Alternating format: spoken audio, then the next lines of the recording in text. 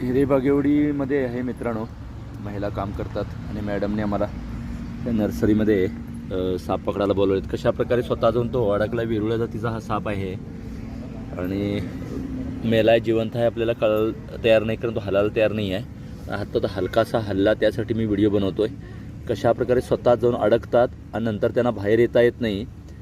सापाला नेहमी जमीन जागा देते असं म्हटलं जातं आहे, पण ती जागा देत नाही. लक्षात घ्या, साप आपलं शरीर फार लवचिक असल्यामुळे कमी करू शकतो एका विशिष्ट जागी आणि तो आत जाण्याचा प्रयत्न करतो. पण काहीतरी खाल्ल्यावर असेल तर त्याचा जीवही जाऊ शकतो.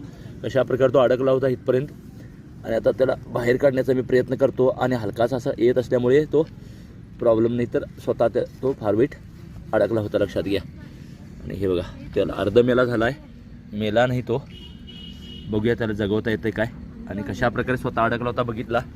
सापामध्ये मासळी सखेच सांगाडा म्हणजे हाडं असतात. लक्षात घ्या, तो म्हणजे हाडं नसताना राहत नाही. काही लोकांना ते माहीत नाही, त्यासाठी सांगावं लागतं आहे. ती थोडी जागा तुम्ही बघू शकता. वेरुळ जातीचा साप आहे. आता तो म्हणजे जगेल पण काय सांगता येत नाही, कारण त्याला हार्ट जे असतं इथं असतं. लक्षात घ्या, तिथं तो दबला गेला नाही.